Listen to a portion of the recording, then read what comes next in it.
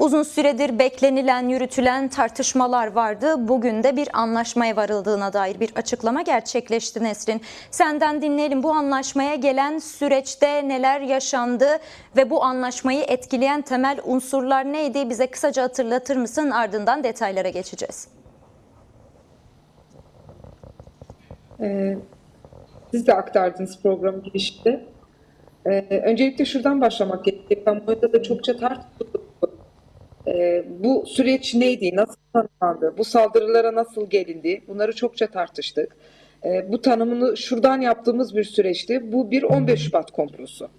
Nitelik olarak böyle tanımlandı ve bu tarihsel devamlılığı olan bir komplo demek ki bitmemiş ve kendisini tekerrür eden, Kürt sorunu çözülmediği müddetçe de habitus denilen, habitus darbe mekaniği denilen sistemle sürekli devreye konulacak bir komplodu bu. Bugün de çözülse, eğer ki kalıcı bir Kürt sorunu, yani Kürt sorununda kalıcı bir çözüme ve sürekliliği olan bir devlet aklı, bunu çözecek sürekliliği sağlanmış, güvence altına alınmış bir çözüm mekanizması, bunu kendisinde garantileyen, bunu kendisinde artık bir karakter haline getirmiş devlet aklı oluşmadığı müddetçe de bugün sorulan bütün sorunların yarın tekrardan açığa çıkacağının da nişanesidir. O nedenle kalıcı çözümü sağlayana kadar budur habitus denilen darbe mekaniğinin 15 Şubat karakteriyle sürekli devrede olduğunu ve olacağını unutmamak gerekiyor.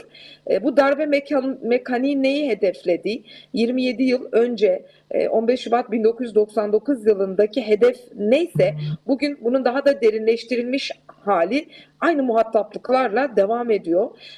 Tabii ki değişen bir Kürt dinamiği var, kazanımları var, büyük bir devrim gerçekliği var. Orta Doğu'da ve dünyada değişen konjektür var, kapitalist modernitenin derinleşen krizi var. Bu nihayetinde elbette bir tekerrürü olduğu gibi değişen dengeleri ortadan kaldırarak tanımladığımız anlamına da gelmiyor. Şuradan yola çıkmak gerekiyor.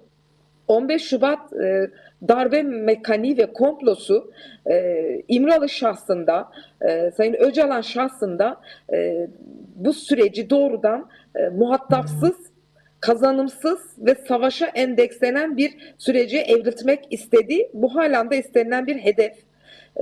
Tamamen en büyük saldırı Öcalan'ın ortaya koyduğu paradigmaya, onun demokratik ulus, onun Orta Doğu'da kalıcı barış fikriyatına ve programına bir saldırıydı.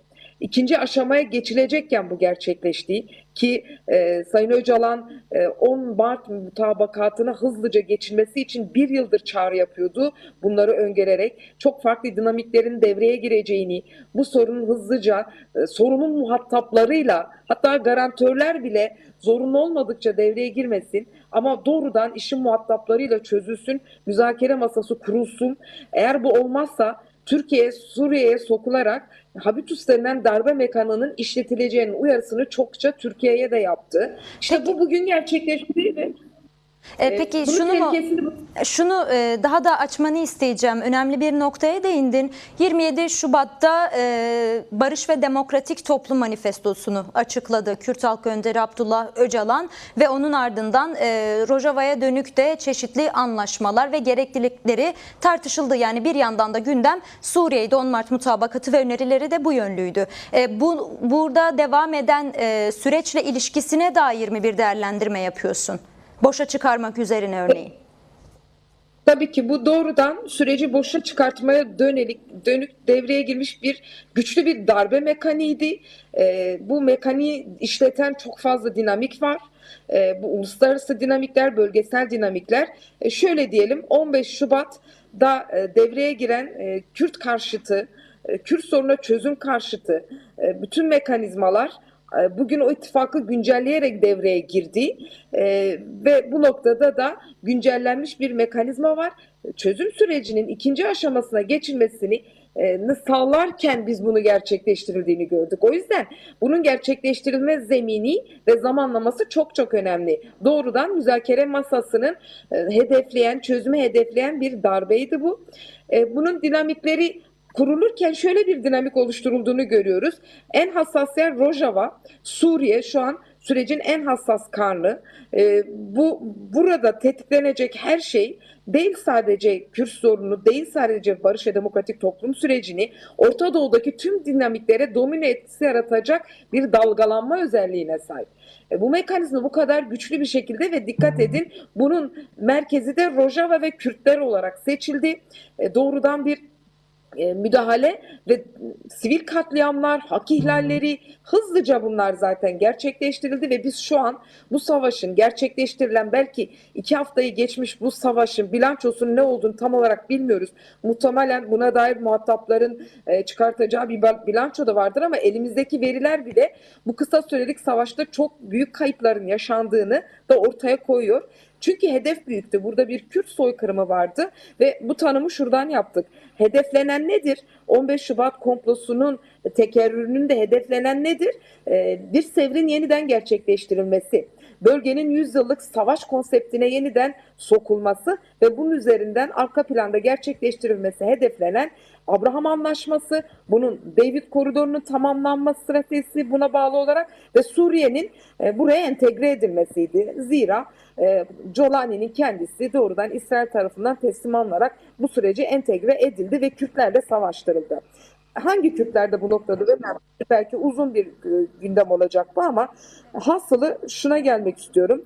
Bu büyük bir konsept, büyük bir savaş ve Orta Doğu'da İran, Irak, Suriye dengelerini Türkiye'nin de içine katacak şekilde savaş konseptine çok sokacak bir süreç bugünkü müzakereyle önlenildi diye iddialı bir cümle kurmak isterim. Bu müzakere gerçekleştirilirse Orta Doğu'da dengeler yeniden farklı bir şekilde kurulabilir. Ne Eğer yönlü gerçekleştirilirse peki? Ne yönlü farklı dengeler? Biraz daha açar mısın? Yani buradaki denge dinamiğini şuradan kurmak gerekiyor. Orta Doğu'daki barış ve müzakere süreci sadece Kürtler ve Türkler arasında bir barışı değil, kalıcı anlamda tarihsel ittifaklara dayalı olarak demokratik ulus bilinciyle ve demokratik entegrasyon stratejisine bağlı olarak sadece Türkiye'de değil, ona bağlı olarak Suriye'de, aynı bağlantıda Irak'ta ve aynı bağlantıda 4 parça Kürtistan'da nihai bir çözümü hedefleyen büyük bir projeden, barış projesinden bahsediyoruz. Bunun çözüm stratejisini ortaya koyan Kürt aklı da doğrudan Sayın Abdullah Öcalan'ın kendisi ve bunun ortaya koyduğu program, bunun ortaya koyduğu çözüm stratejisi buradan muhataplık yarattı. Şayet bu masa devrilirse ortaya çıkacağı da aynı denklemi tersinden kurmak gerekir. Kürt sopasıyla Orta Doğu'yu terbiye etme. Ne hedefleniyor ki? Köpürtülen de bugün budur. Halen ortadan kalkmış da değil. Şayet gerekli adımlar atılmazsa bu çok büyük bir kavganın da kapısını aralıyor. Kürt-Türk, Kürt-Arap çatışması peşi sıra oluşabilecek bir Kürt ulus devletleşmesiyle bölgede çatışmalı bir yeni iklimin kurulmasına aslında kapı aralayacak. Bu tersinden de böyle bir sonuca yol açacak.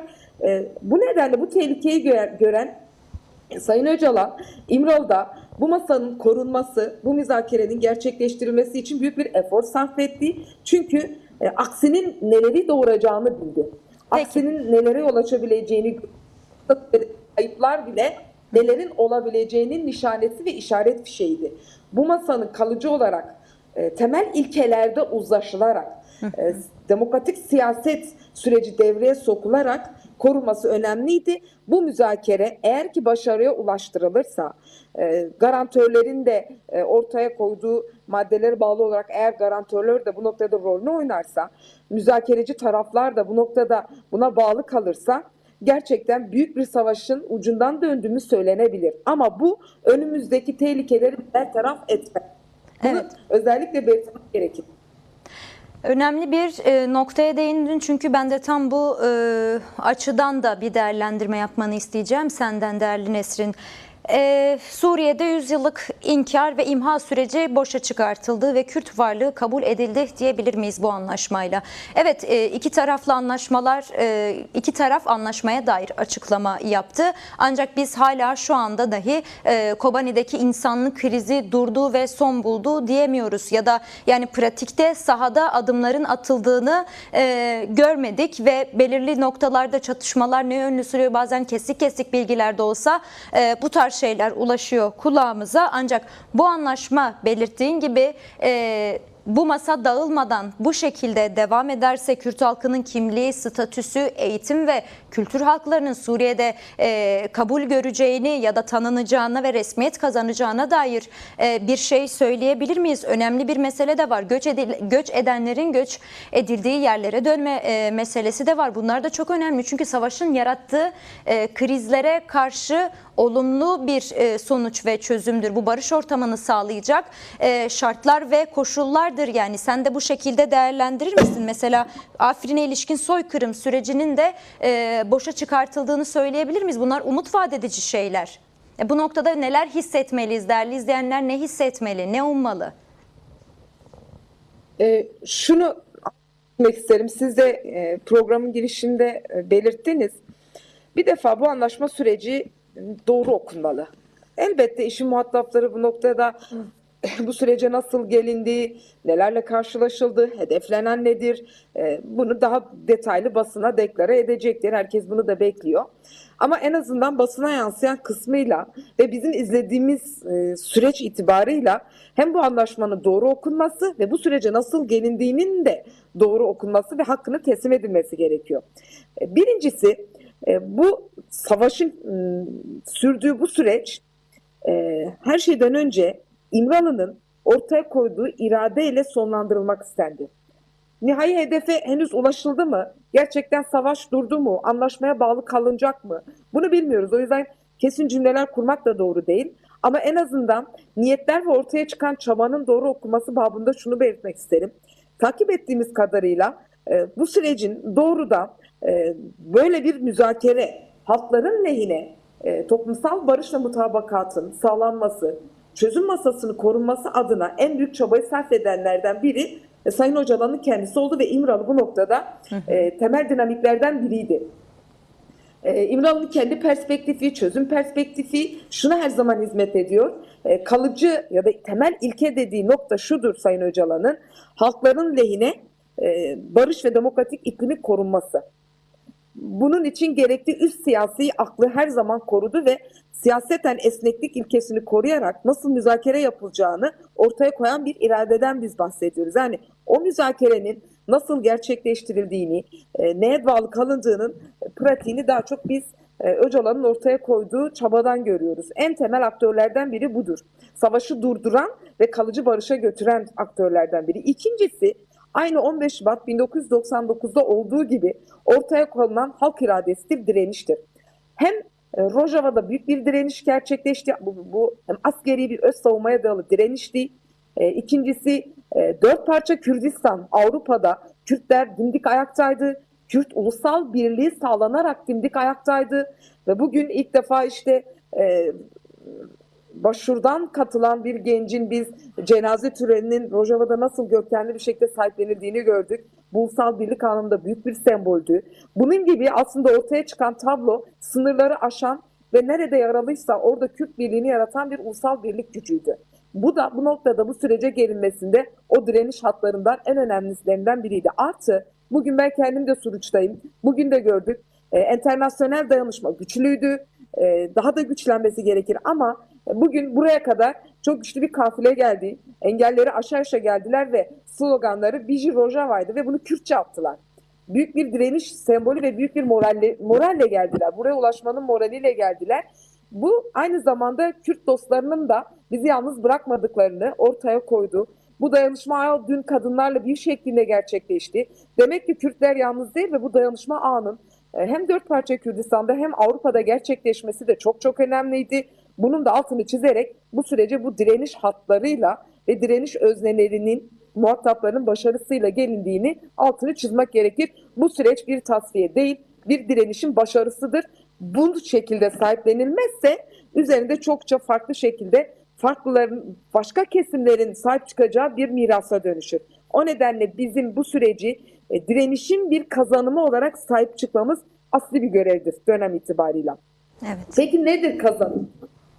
Bunu biraz tartışmak gerekir. Sizin de buna dair de birkaç cümlen varsa alalım değerli Nesrin ve ardından toparlayalım lütfen. Elbette maddeleri tek tek incelemek gerekiyor. her bir madde neyi işaret ediyor, bizler açısından nasıl bir kazanımı var? En azından çok ön bir okumayla şunu belirtebilirim.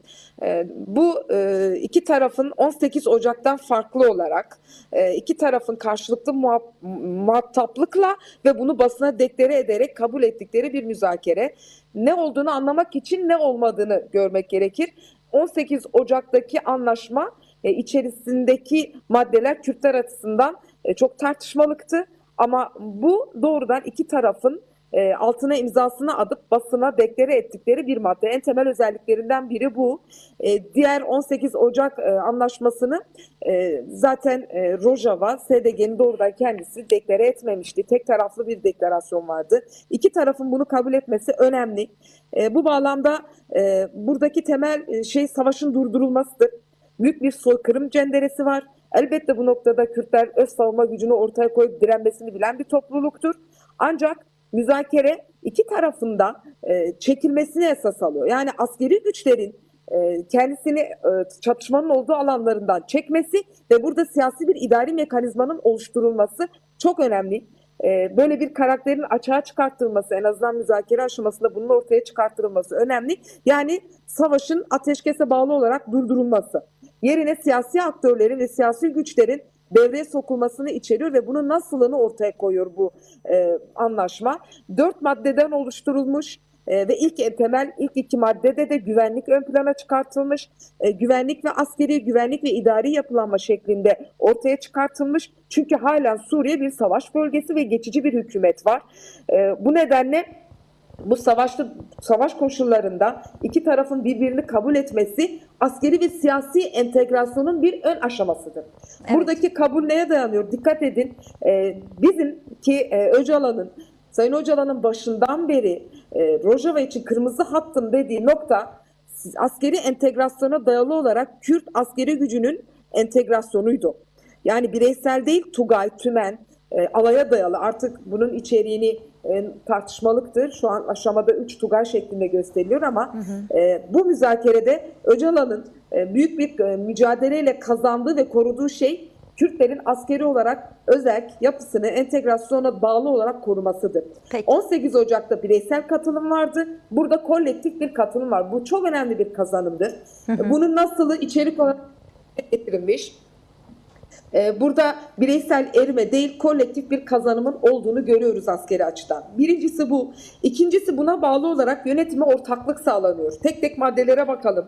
SDG güçlerinin özellikle de iç işlerine dahil olması, Savunma Bakanlığı vali atanması, Savunma Bakan Yardımcılığına atanması da idari anlamda entegrasyonun ön aşamalarını oluşturuyor.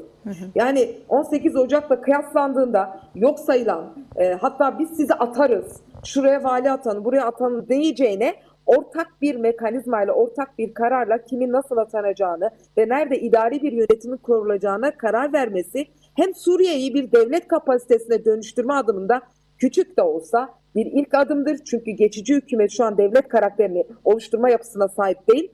Bu devletin de kendisini kurumsallaştırması, kurumsallaştırırken Kürtlerin de kendi varlığıyla kazanımlarını kurumsallaştırılması açısından idari ve askeri olarak önemli maddelere ön hazırlık bir çerçeve oluşturuyor. Bir de buradan bakmak gerekir. Çünkü bu aynı zamanda bir idari kazanımlarının kurumsallaştırılmasını da hedefliyor.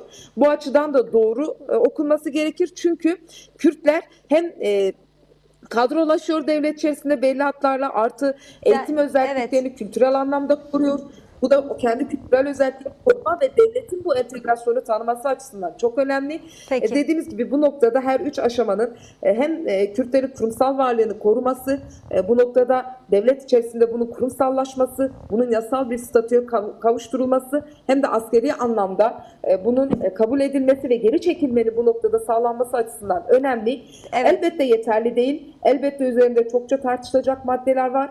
Toparlayalım değerli zaman içerisinde bu maddelerin hangi ihtiyaçları doğuracağı zaman içerisindeki mücadelenin kendisi belirleyecektir ve müzakerenin kendisi. Belki yeni ihtiyaçlar doğacak. Temel karakter aslında kurumsal entegrasyondur. Özellikle son olarak belirtmek isterim. Bu müzakere anlaşması imzalandı. büyük bir başarıdır. Kimse bunu bir yenilgi, bir tasfiye olarak ele almamalı. Bu bizim için bir başarının kazanımıdır ve güçlü sahiplenilmelidir. Artı henüz ortaya çıkmış bir sonuç yok.